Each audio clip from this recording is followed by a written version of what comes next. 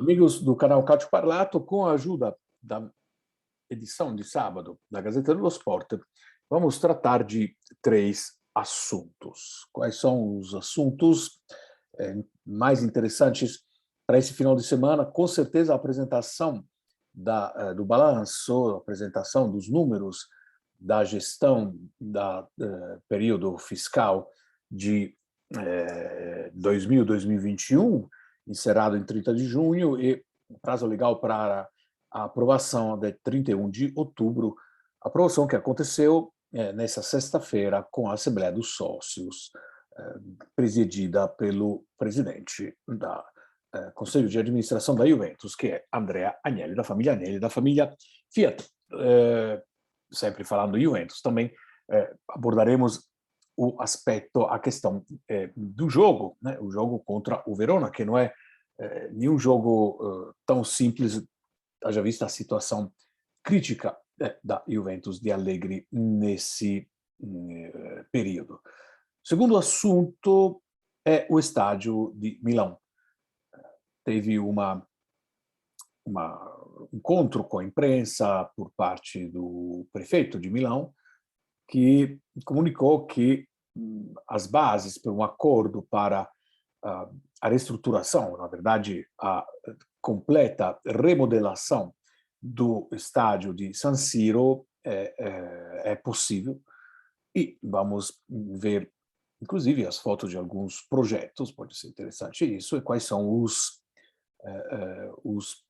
qual é o perímetro, qual é o limiar, qual é o limite, além do qual, evidentemente, a prefeitura não estaria de acordo em ceder a concessão desse estádio a Milan e Inter. Terceiro assunto, o jogo mais importante de amanhã, de sábado, que será às 15 horas lá na Itália, Atalanta-Lazio, com duas situações bastante conflitantes. Uma Atalanta que em casa não tem conseguido bons resultados, e a Lazio, que fora de casa não tem conseguido bons resultados. Então, uma das duas vai inverter a tendência, ou talvez, quem sabe, um empate.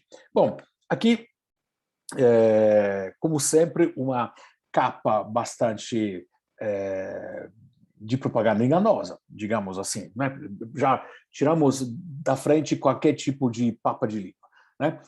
O Witzel, com suas tatuagens extremamente em evidência nessa capa, com um Allegri, perdão, com um ato falho, Freud explica, com Andrea Agnelli no fundo, fazendo um sinal de V, não sei se é de vitória ou de quê, de pelo menos precisa de 2 anos para poder voltar a ter uma situação financeira razoável.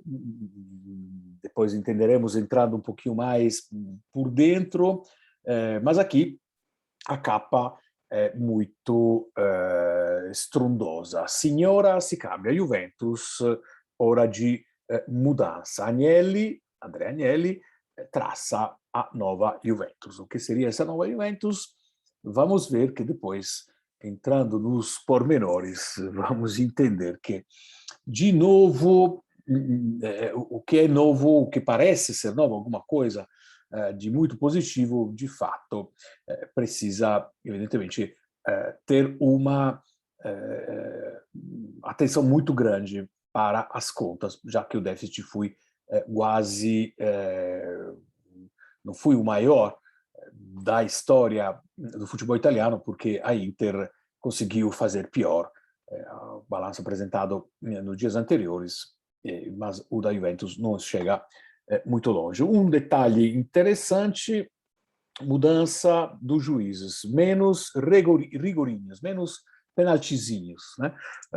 Mas vai, de fato, nesse caso, segundo a indiscrição da Gazeta dello Sport, entre os 5 melhores campeonatos, a Liga, a Bundesliga, Premier League e campeonato francês e o italiano, e somos aqueles onde temos mais pênalti. Então, 48 pênalti em 10 rodadas, agora querem invertir. E aí o comentário do André Di Caro, um dos diretores da Gazeta dello Sport, digamos, mas precisa de uniformidade, que é o mínimo, inclusive no vídeo, que se vocês quiserem ver, aqui nós falamos dos problemas do VAR do Brasil e os problemas do VAR da Itália, que não são muito diferentes. Muito bem, aqui do lado esquerdo, com a mão se dá e com a outra se tira, dizia meu avô, né?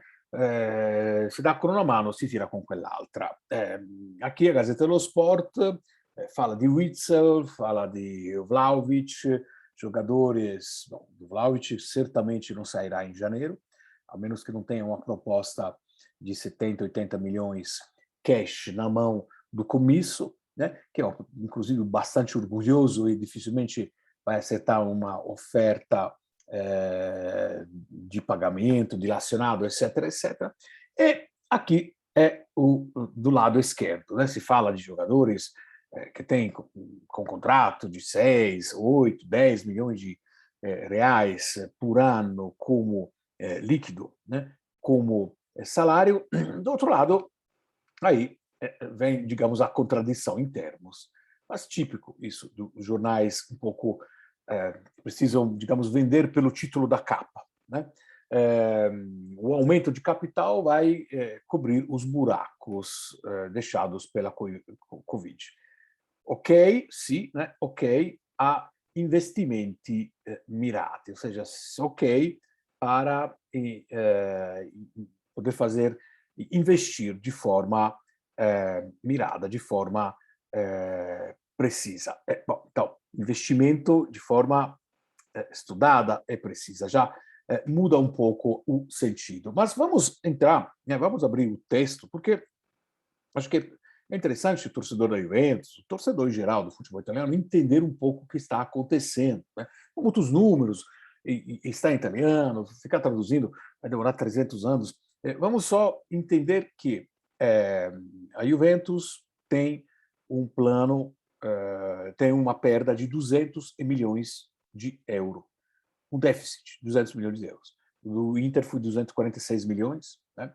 E durante 2021, 2022, a previsão é de mais 200 milhões de perda, enquanto da Inter de Milão é aquela de reduzir pela metade o valor, né? Então, assim se entende que, evidentemente, a situação da Juventus não esteja tão tranquila assim. E aí, tirando todas os blá blá blá, as capas, as fotos bonitas, o Vlahovic aqui, o Witsel lá, e isso e aquilo, vamos ver aquilo que disse ipsiliteris, né, entre aspas, o Maurizio Rivabene, novo administrador delegado, ou seja, aquele que tem que assinar o cheque, né, como se diz vulgarmente. Temos que encontrar o equilíbrio entre eficácia dos custos e a competitividade esportiva, né? O clube vai absorver, vai receber 395 milhões de euros de aporte de capital, que vem do titio, né? Titio é a Fiat, né? Titio vai lá e, opa, bota aí 400 milhões de euros na mão das crianças. Esse valor servirá prioritariamente para reduzir a dívida financeira, que é quase de 400 milhões no dia 30 de junho de 2021.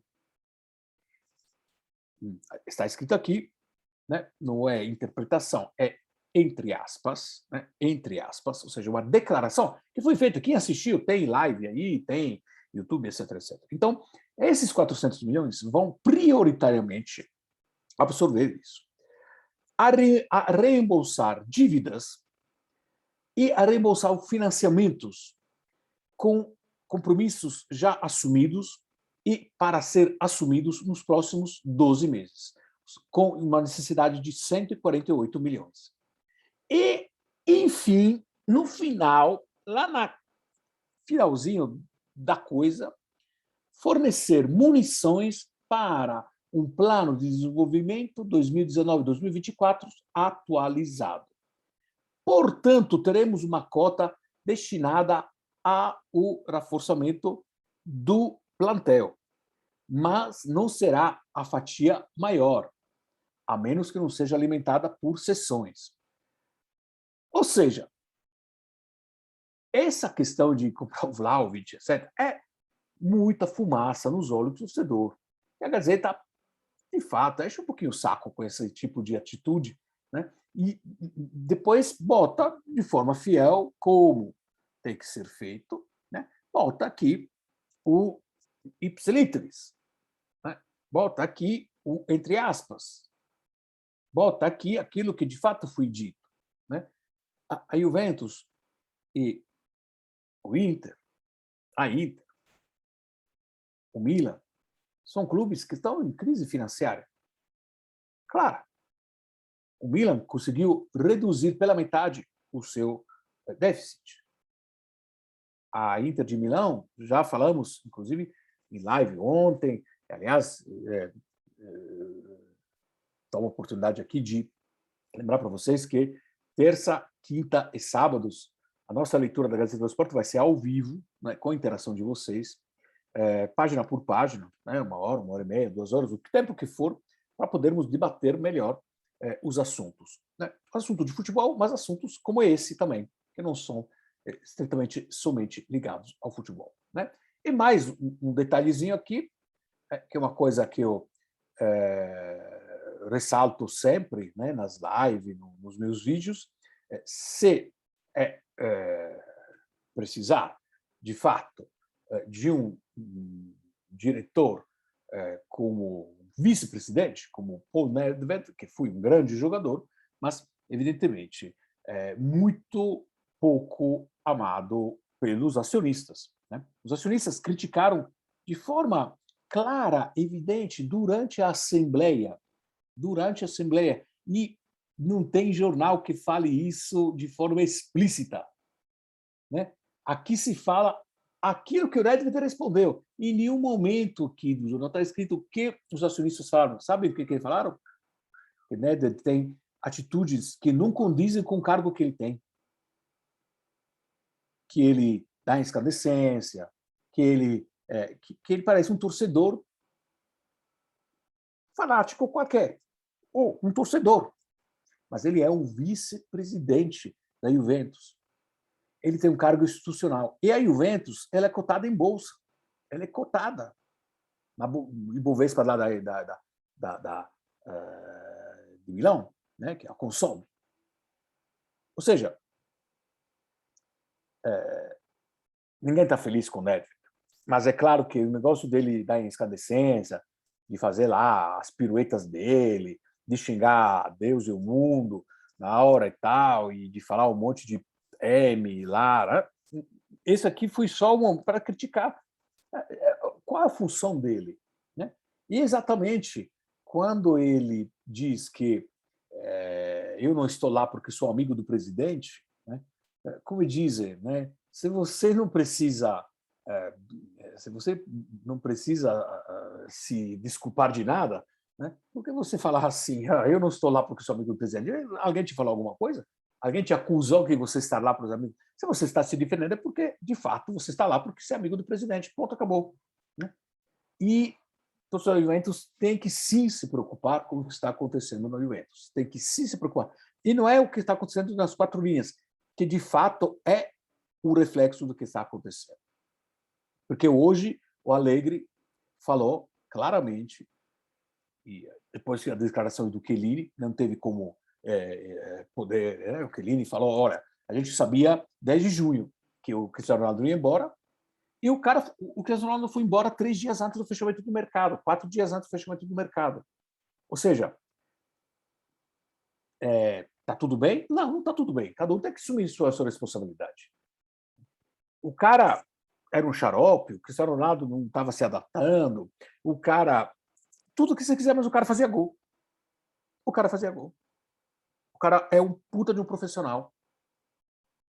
cara é um profissional de futebol de altíssimo nível. Entre os 2, 3 maiores jogadores de futebol atualmente jogando. Ele, Messi, Mbappé. E se o cara decidir ir embora e você não tem condição de mantê-lo, aliás, você vai, que aí pelo menos economizo um pouquinho no meu salário, as coisas estão erradas. Cadê o management? Cadê o planejamento? Se ele estava satisfeito... O Chiellini, não, estou falando, Chiellini, gente boa, gente fina, lá de Pisa, tudo bem. Né? A gente de Livorno não gosta do pessoal de Pisa, tudo bem. Mas ele sabia, em junho, por que esperar 2 meses? Comprar o Kim. Ah, não, mas aí... Então, a verdade precisa ser dita. Né? E como eu falo aqui, com muita transparência, muitos outros canais na Itália tentam falar isso, mas é muito difícil. É muito difícil. A gente tem que ter muito mais liberdade. Mas um canal desse, na Itália, não teria essa mesma liberdade. Mas não porque não tem liberdade de imprensa, é porque sofreria muita retaliação, e aí ataques, e aí... Aqui a gente pode falar o que, de fato, a gente lê nas entrelinhas e sabe pela experiência. Então, torcedor da Juventus, os tempos não são favoráveis, e não é porque está a 13 pontos do Milan e do Napoli, mas é porque, de fato, o Andrea Agnelli não é o gestor que a Juventus merece. E não é porque ele é o dono da bola que ele fala assim, não, a bola é minha, então se eu for embora, vou embora eu e a bola. Né? Eu acho que tem que ter o outro lado da família dos investidores da Fiat, que é a família Elkann, né?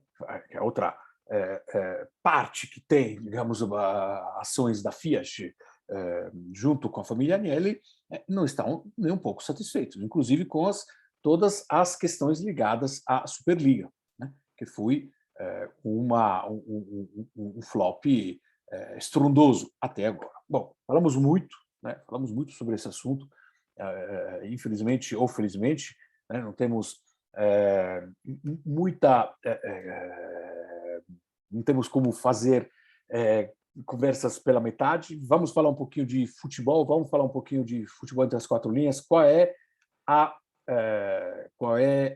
a escalação prevista para esse jogo de sábado contra o Verona? Embora o Caio Jorge tenha se pensado, embora tenha se pensado soluções, digamos, eu tenho visto alguns anunciando, o Caio Jorge vai ser titular. Calma, gente, calma. Né? Pode ser que seja, né? Mas tudo indica que não. Tudo indica que não. Ainda mais um jogo bastante complexo, porque o Verona é um time que, sim, pode tomar 4, 5, 6 gols, e aí a crise da Juventus de imediato vai embora, mas é um time que mostrou contra a Lazio do que é capaz. Né? Então, a ideia é de colocar o Rugani aqui, no lugar do Illich ou do Bonucci, para, né, dar uma certa tranquilidade para eles serem eventualmente titulares depois no jogo da Champions League, e voltar depois um longo e tenebroso inverno com o Arthur como construtor, como idealizador, como cabeça, como cérebro no meio de campo. Continuar com a insistência do Allegri de Rabiot do lado esquerdo, Quadrado do lado direito, Chiesa está indisponível, Morata e Dybala lá na frente. Esse é o possível 4-4-2 do Allegri, que me parece ainda, se assim for confirmado, em estado confusional grave e permanente. Isso não é nada bom para o meu conterrâneo. Não vamos falar de Roma-Milan, vamos falar isso na véspera do jogo, e vamos falar rapidamente da questão do estádio. Né? Aqui, né, não sei se quanto de vocês já tem visto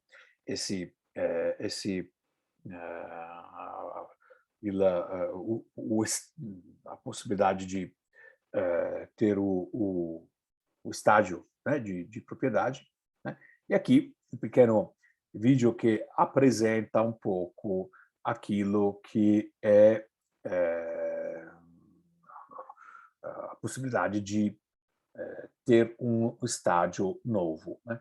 Começando aqui, tal, que conversa sobre a entrevista. Eu queria, na verdade, se tivesse a possibilidade aqui de alguns projetos, né, estilizados, evidentemente aqui com simulações feitas. Esse é um dos dois projetos, projeto menos acreditados nesse momento, né, da Sportium, né, que é um estádio com anéis cruzados. Aqui está, né, esse é o estádio dos anéis cruzados.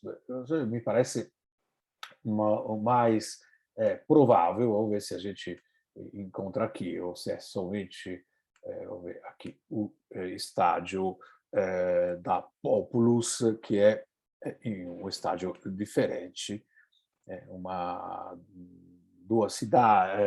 cidade, dois times, um único estádio, enfim. Vamos ver se a gente... aqui está o projeto da Populus, que é chamado de Catedral, né? Uma coisa importante, o prefeito de Milão, Sala, falou que a abertura das Olimpíadas Invernais de 2026 será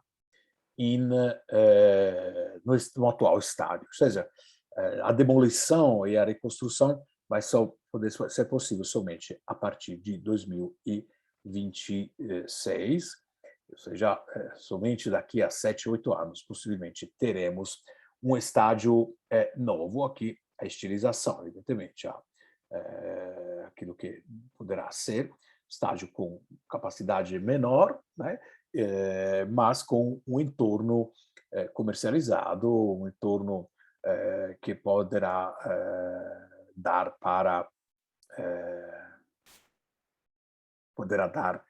ao Milan e ao Inter de Milão um faturamento muito interessante.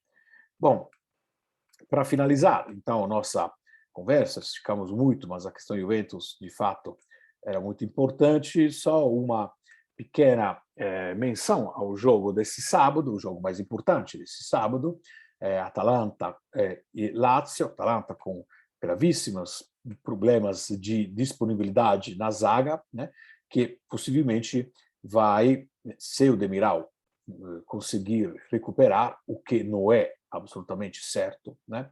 Vai ter o Lovato. Se não for o Lovato, vai ser o Scalvini, um jogador do sub-21, que jogaria do lado do Lovato e do Derum. Depois, com Miners e Freuler no meio, o Mali recuperado, os Zappacosta nas laterais, Pasalic, Zapata, Ilicic, muito ataque e pouca zaga, né? E uma polêmica do nosso amigo Gasperini, dizendo que estava pensando, de fato, de não voltar mais no banco, já que não se pode falar nada, já que qualquer situação o cara é expulso. Então prefiro ficar longe, prefiro ficar na tribuna assistindo o jogo, e aí pelo menos posso falar tudo o que eu quero, né? Uma provocação. O Gasperini é meio sentido, né, nessas coisas. De fato, está, de qualquer forma, extremamente fora de medida a questão ligada aos juízes, ao estrelismo e ao protagonismo dos juízes, que se acham intocáveis. É algo que, de fato, precisa acabar. Do lado da Lazio, não tem grandes dificuldades do ponto de vista da formação. Aliás, praticamente os jogadores, possivelmente o Luiz Alberto no banco e o Basic fazendo no lugar dele. Basic que está em franca ascensão, um jogador que sempre nós aqui, Calcio Parlato, colocamos como jogador extremamente importante para a economia do jogo da Lazio. O vídeo ficou muito longo, mas os argumentos eram muito intensos, e lembrando que teremos a outra a concorrente da YouTube, na Roxinha, uma live de terça, quinta e sábado com a leitura da Gazeta dello Sport, mais dinâmica, mais tranquila, mais calma, mais tempo e, sobretudo, com as perguntas de vocês em relação aos argumentos que nós vamos encomendar. Muito obrigado pela atenção. Até a próxima.